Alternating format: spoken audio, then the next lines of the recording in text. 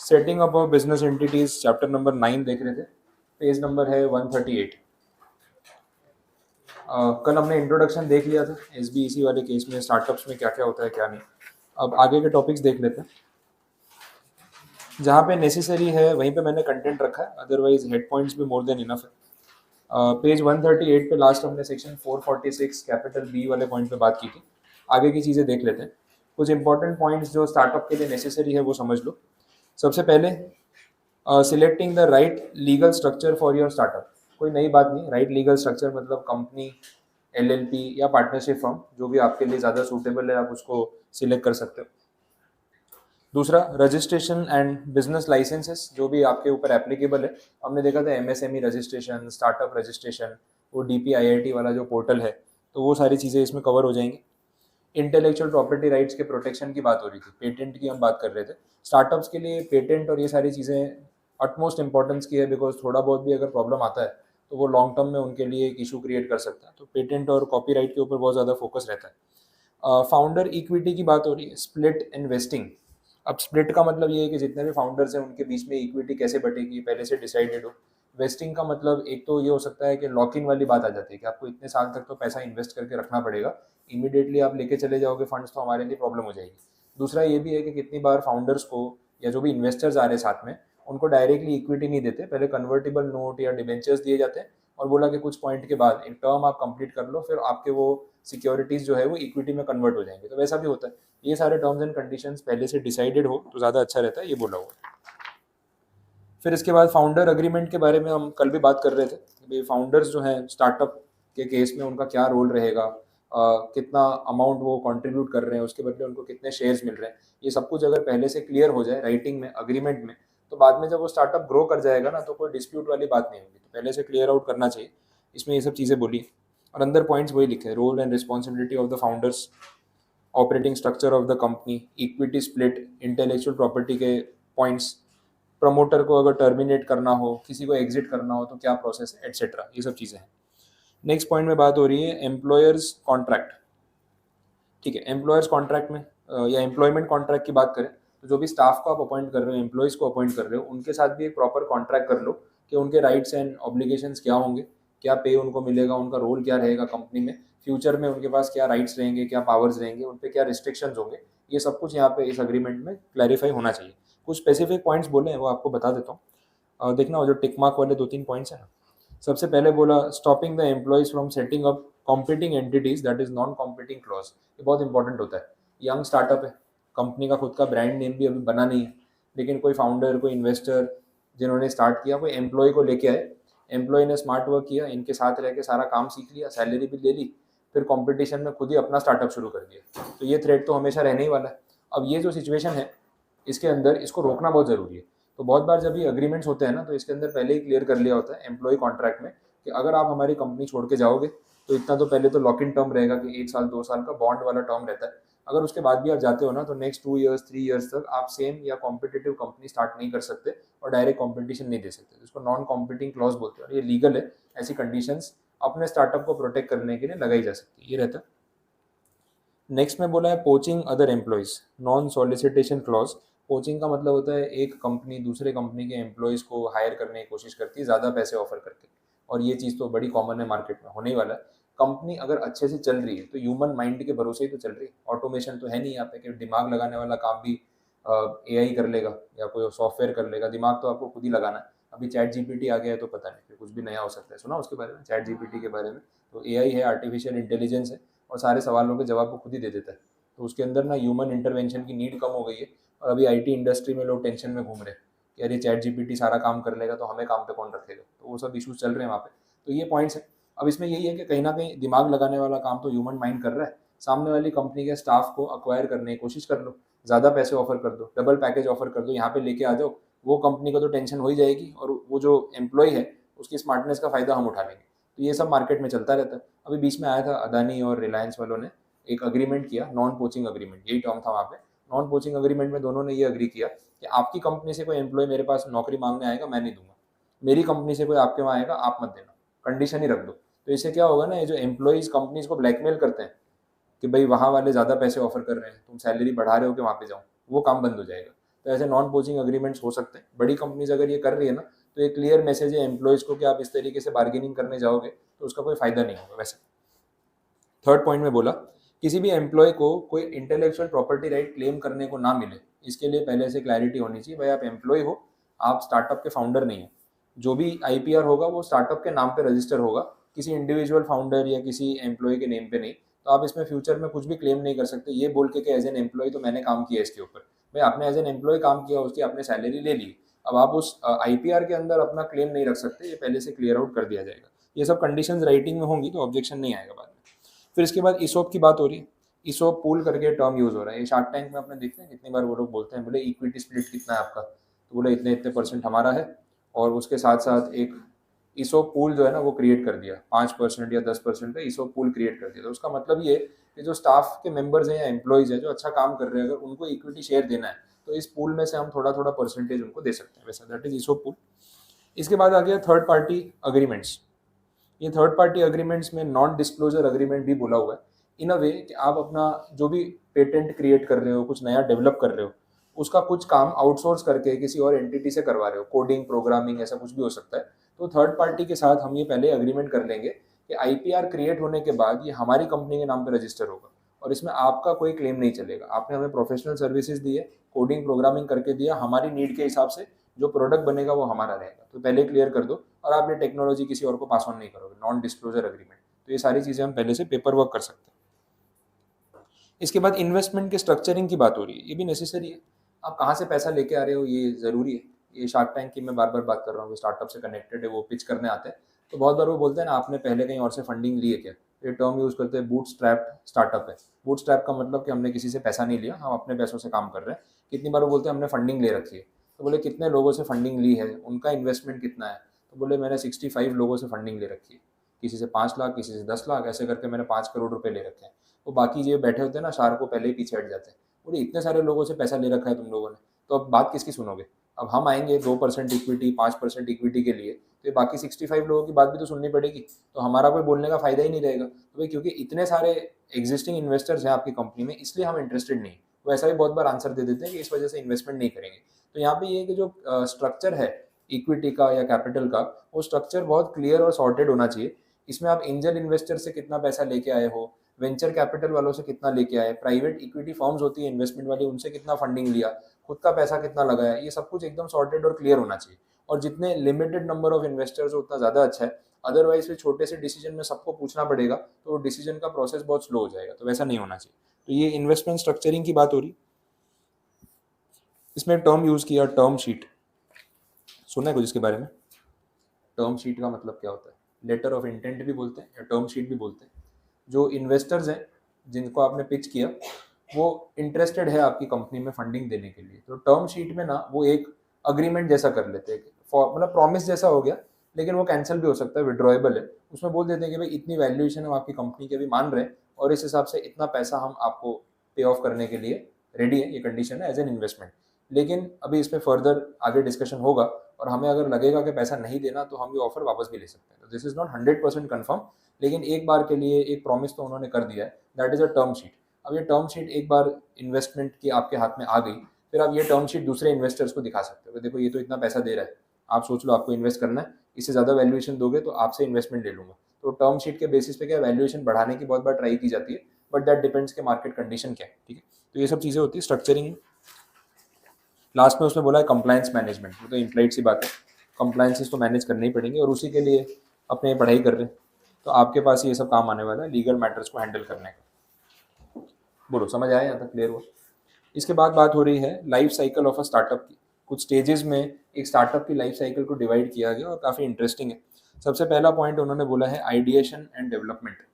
तो ये एकदम इनिशियल स्टेज हो गया, यहाँ पे हम फर्स्ट स्टेज में आइडिया डेवलप कर रहे हैं कि भाई क्या काम करना है, मतलब प्रॉब्लम क्या है, क्या सोल्यूशन ढूंढ रहे हैं। तो एक आइडिया हो सकता है जो अभी तक सिर्फ माइंड में है और हमने कोई प्रोटोटाइप या कुछ रेडी नहीं किया, ठीक है। वो आइडिया को हम डिस्कस कर सकते हैं इन्वेस्टर्स के साथ, उसको टेस्ट कर सकते हैं, उसका वैलिडेशन उनसे ले सकते हैं कि आपको ये फर्दर आगे बढ़ने लायक इंटरेस्टिंग लग रहा है कि नहीं लग रहा है, और उसके बेसिस पे हम एक बिजनेस मॉडल डेवलप कर सकते हैं। तो अभी पेपर वर्क हो रहा है और जो एक इनटेंजिबल आइडिया है उसके ऊपर बात हो रही है। फिजिकली हमने कोई प्रोडक्ट डेवलपमेंट अभी तक नहीं किया। This is the first stage of a startup. शुरुआत तो ऐसी होगी ना, हर स्टार्टअप एक आइडिया से स्टार्ट होता है ना, तो वो आइडिया जब आप लगा रहे हो उसके ऊपर कुछ काम कर रहे हो, तो that is the first stage of a startup life cycle. इसके अंदर लैंग्वेज भी देख लेते हैं। The first stage of the startup life cycle is ideation. It is categorized by the importance of testing feasibility of the product services offered. It is at this stage that the garnering a variety of opinions to further assess a business model takes precedence. तो आप लोगों से opinion ले रहे हो, अपने idea पे feedback ले रहे हो, उसको और थोड़ा सा क्लियर आउट कर रहे हो, फिर उसका एक बिजनेस मॉडल ड्राफ्ट कर रहे हो कि अगर ये चीज़ आइडिया से एक्चुअली में किसी प्रोडक्ट में कन्वर्ट हो गई तो ये ऐसे काम करेगा, तो उसके ऊपर अभी बात चल रही है। Testing the potential viability of an entrepreneur's business can help answer larger questions about the government aid, regulations, and other factors as the business inches to the next stage. Some of the considerations of the ideation and development stages are target market, business model, and team skill set. पहले ये decide करो target market क्या है आपका, उसके basis पे ही हम आगे कुछ करेंगे ना। स्पेसिफिक क्लैरिटी होना बहुत जरूरी है बिजनेस के रिगार्डिंग। अगर आप जनरली सब कुछ करने जाओगे ना तो वहाँ पे आपकी कंपनी की ब्रांड बिल्डिंग नहीं हो पाएगी, और वो बहुत नेसेसरी है कि आप कौन से मार्केट को टारगेट कर रहे हो पहले सोच लो। ये शार्क टैंक में अभी एक सेकंड सीजन में एक एपिसोड में एक बंदा आया था, उसने ना कुछ वॉचेस का डिज़ाइन किया था, जयपुर से था और उसकी एक वॉच कंपनी थी, तो आपने मे बी वो एपिसोड देखा होगा। तो जो वॉचेस वो लेके आया डिस्प्ले में, तो काफ़ी अच्छी और यूनिक वॉचेस उसने वो क्राफ्टेड वॉचेस बनाई थी, और उसका जो प्राइस रेंज था ना वो हर कैटेगरी में था। मतलब वो 10 या 20 हज़ार से वॉचेस बेच रहा है और 5 लाख 10 लाख तक की वॉचेस भी बेच रहा है। अब इतनी रेंज उसने जब क्रिएट कर दी, तो वो जो शार्क्स बैठे थे उन्होंने वो पूरा पिच सुनने के बाद एक पॉइंट ये रेज किया कि आपने इतना ज़्यादा कैटेगराइजेशन कर दिया बट ब्रांड नेम एक ही रखा। एक ही ब्रांड नेम में आप 10,000 की घड़ी भी बेच रहे हो और आप 5 लाख की घड़ी भी बेच रहे हो। अब इसका पता है बायर के ऊपर क्या साइकोलॉजिकल इफेक्ट होता है। जो 5 लाख वाली घड़ी खरीद रहा है ना, उसके माइंड में आपके ब्रांड की वैल्यू क्रिएट ही नहीं होने वाली, क्योंकि वही ब्रांड के नाम से 10,000 की घड़ी भी मिलती है। अब क्या होगा, मैंने 5 लाख की घड़ी पहनी है, सामने वाले ने 10,000 की घड़ी पहनी है, तो 5 लाख वाली जो पहन रहा है उसके माइंड में क्या आएगा कि यार कोई मतलब ही नहीं है, ये तो सेम वही ब्रांड हो गया, और देख के थोड़ी पता चलने वाला है घड़ी कितनी महंगी है कितनी नहीं। तो एक ब्रांडिंग करना बहुत नेसेसरी है कि कंपनी के नाम से पता चल जाए कि यार ये महंगी चीज़ है या प्रीमियम क्वालिटी की चीज़ है। तो उन्होंने उनको आइडिया भी दिया कि बोले आप सेग्रीगेशन कर दो, आप 2 या 3 सब ब्रांड्स क्रिएट कर दो, भले मेन कंपनी का नाम जो भी आप रखो, लेकिन ब्रांडिंग अलग अलग कर दो कि भाई एक ब्रांड में मैं 10,000 से 25,000 की घड़ी बेचूंगा, दूसरे ब्रांड में 25,000 से 2 लाख की घड़ी बेचूंगा, और तीसरे ब्रांड में उससे ऊपर। तो क्या कस्टमर के माइंड में एक सेगमेंटेशन होगा कि ये ब्रांड एकदम अफोर्डेबल ब्रांड है, ये मिड रेंज ब्रांड है, और ये प्रीमियम ब्रांड है। तो डिफरेंशिएशन होना चाहिए।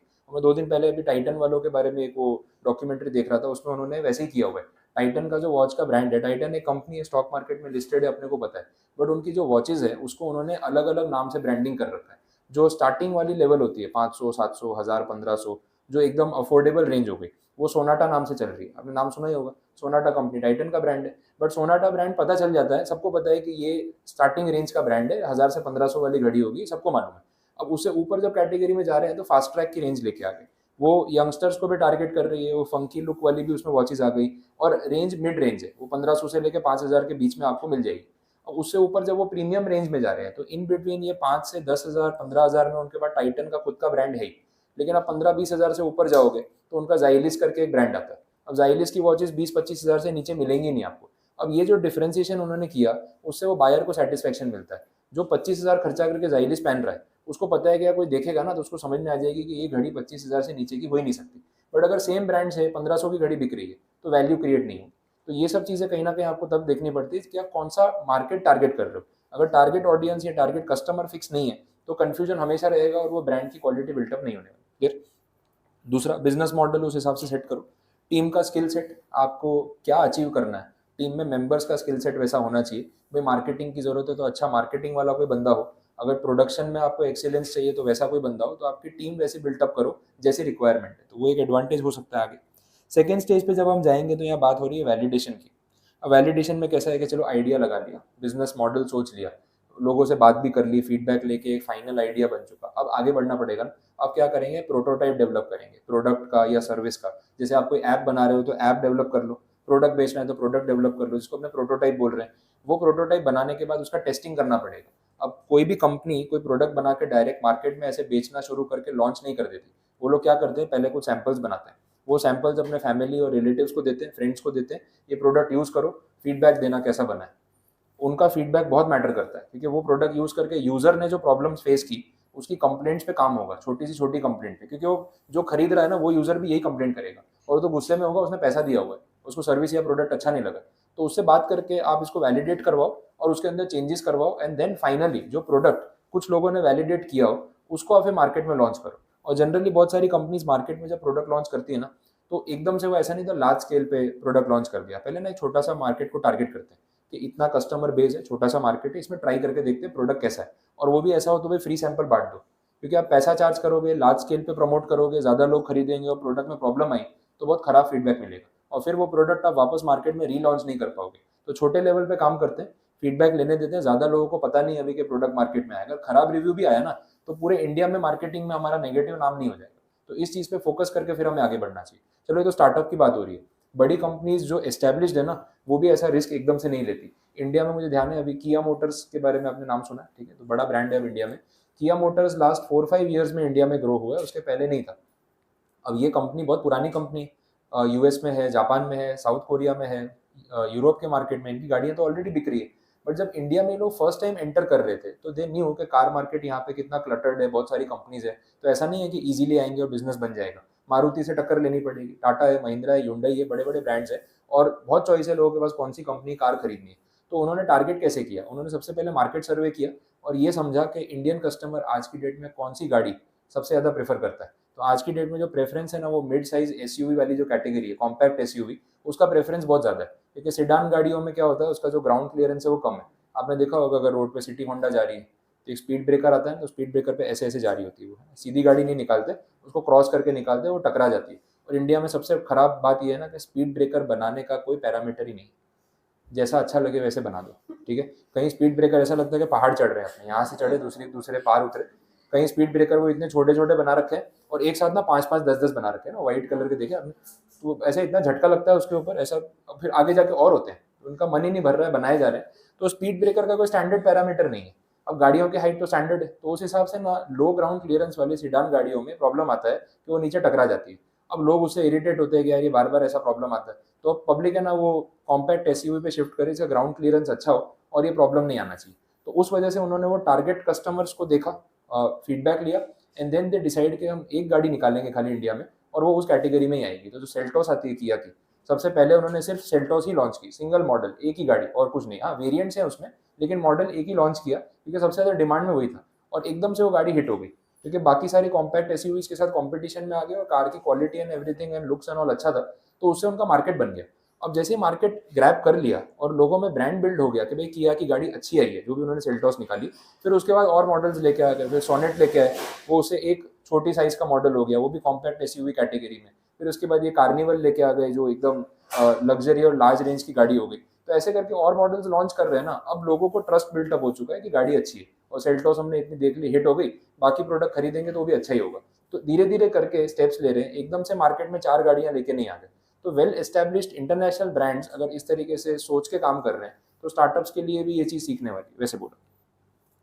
Okay, next, early traction.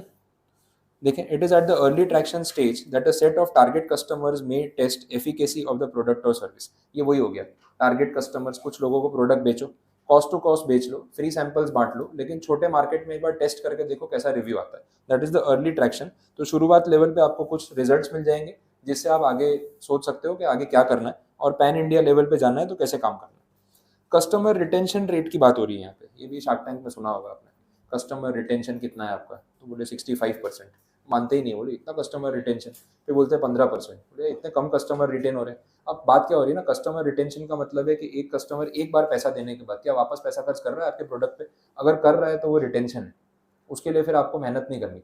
First time customer को लेके आने के लिए मेहनत पड़ती है, प्रोडक्ट अच्छा होगा ना तो दूसरी बार उसको एडवर्टाइजमेंट नहीं दिखानी पड़ेगी, खरीद ले, अच्छा लगेगा तो अपने आप परचेस करेगा।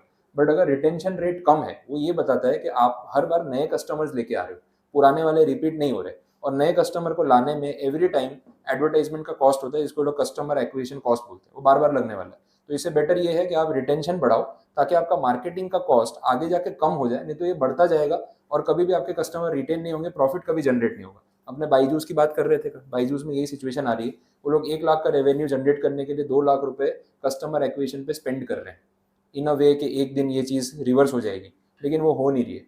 तो हर नए कस्टमर को लाने के लिए जितना उससे पैसा चार्ज करेंगे उससे डबल तो खर्चा हो रहा है। ये खर्चा आ कहाँ से रहा है, ये इन्वेस्टर्स की फंडिंग को बर्न कर रहे हैं वो लोग, कैश बर्निंग हो रहा है। बट ये कितने टाइम तक चलेगा, ये शॉर्ट टर्म में इन्वेस्टर्स ये चीज़ पे अग्री करेंगे, बट अगर लॉन्ग टर्म में यही चलता रहेगा तो कंपनी प्रॉफिटेबल कब होगी और वो इन्वेस्टर्स का रिटर्न कब आएगा। एक क्वार्टर का लॉस आया इनका 450 करोड़, आने ही वाला है। 200 करोड़ का रेवेन्यू जनरेट करने के लिए 450 करोड़ का खर्चा कर रहे हैं, तो पूरे साल का कितना लॉस हो जाएगा, तो ऑब्वियसली वहाँ पे वैल्यूएशन फिर बिगड़ने वाली वैसे। तो कस्टमर रिटेंशन रेट की बात हो रही है, उस हिसाब से फंड्स की अवेलेबिलिटी पे हमें ध्यान देना पड़ेगा, ये बताया। नेक्स्ट टर्म देख लो, इसके बाद स्टेज 3 में ही बोला है। अब इसको पाइवोटिंग या पिवटिंग बोल सकते हैं, ऐसा टर्म यूज होता है। तो पिवट करने का मतलब क्या है वो समझ लो। बहुत सारी कंपनीज जो भी प्रोडक्ट या सर्विस से शुरू कर रही है, तो वो सर्विसेज या प्रोडक्ट्स को वो लाइफ टाइम कंटिन्यू नहीं कर सकते कि भाई इसी पे अपना काम चलता रहेगा। उनको कुछ नया इनोवेट करते रहना पड़ेगा या लाइन चेंज करनी पड़ेगी। जोमेटो वाला एग्जाम्पल अपने ले सकते हैं। जोमेटो जब शुरू हुआ था तो क्या पहले से फूड डिलीवरी बिजनेस कर रहा है क्या वो? पहले तो उन्होंने सिर्फ मेन्यू जो होते हैं ना रेस्टोरेंट्स के, वो अपनी साइट पे डिस्प्ले करना स्टार्ट किया और कुछ भी नहीं था उसमें। फिर उसके बाद उन्होंने बोला कि आप हमारी वेबसाइट से रेस्टोरेंट्स में टेबल बुक कर सकते हो, बुकिंग फैसिलिटी भी आपको मिलेगी। फिर उन्होंने उसमें रिव्यू फीचर ऐड किया कि आप बुकिंग करवा रहे हो, खाना खाने जा रहे हो, खाना कैसा लगा रिव्यू कर दो, तो हमारे बाकी यूजर्स किसी रेस्टोरेंट में जाएंगे तो रिव्यू पढ़ के जा सकते हैं। तो धीरे धीरे करके वो एडअप करते गए। अब ये चीज़ जो है एक पॉइंट पे सैचुरेशन पे आ गई। अब नया क्या करें, रेवेन्यू कैसे बढ़ाए? तो उन्होंने सोचा कि फूड डिलीवरी की तरफ चलते हैं। जब रेस्टोरेंट्स का हमारे पास मेन्यू है, डेटा है, लोगों का फीडबैक है, तो क्यों ना इनको ऑन बोर्ड लेके आए, उनको रजिस्टर करें, उनका खाना भी हम डिलीवर कर दें। तो वो एक डायरेक्शन चेंज किया या नया पाथ अपने रूट में ऐड कर लिया। तो वो टर्म यहाँ पे इस तरीके से कंसिडर किया जा रहा है। तो तभी तो आगे ग्रो करेंगे। अभी फूड डिलीवरी भी काफ़ी सारा हो गया, जोमेटो ने कर ली। अब नया क्या कर रहे हैं, क्लाउड किचन वाला कंसेप्ट सुना है इसके बारे में?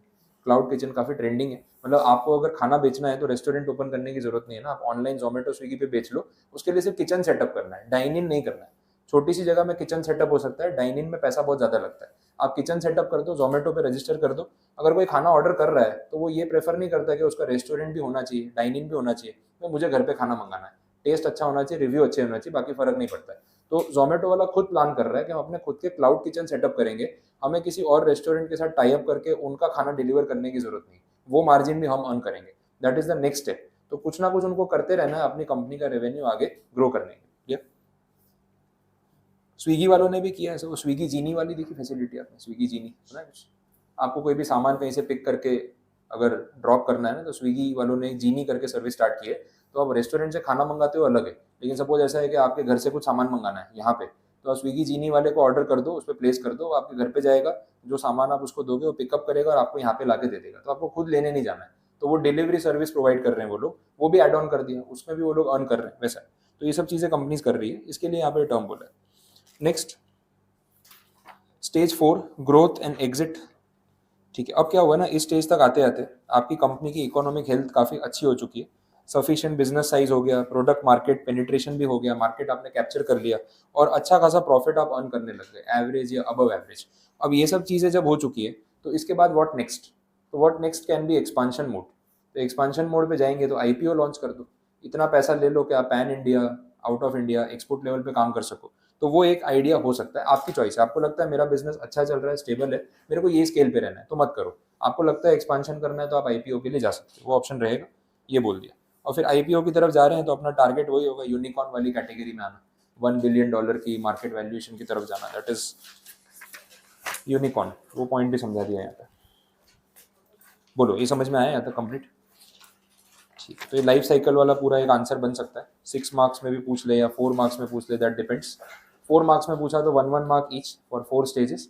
6 में पूछ लिया तो 1.5 के हिसाब से, तो थोड़ा आप और डिटेल में समझा सकते हैं। इसके बाद जो टॉपिक है ना, रजिस्ट्रेशन स्टेप्स वाला, पूरा रिपीट है। आप अंदर के पॉइंट्स देख लो, formation of a company, types of company, memorandum articles, legal formalities में अपना स्पाइस प्लस, और पोस्ट इनकॉर्पोरेशन फॉर्मेलिटीज़ में लाइसेंसिंग एंड एवरीथिंग। तो ये सब कुछ मैं पढ़ा चुका हूँ, इसमें कुछ भी नया नहीं है।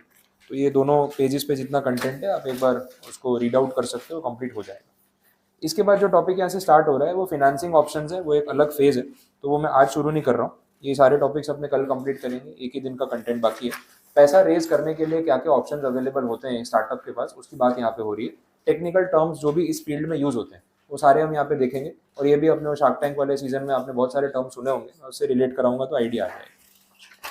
ठीक है, बस आज के लिए इतना काफ़ी, बाकी कल देख लेते हैं।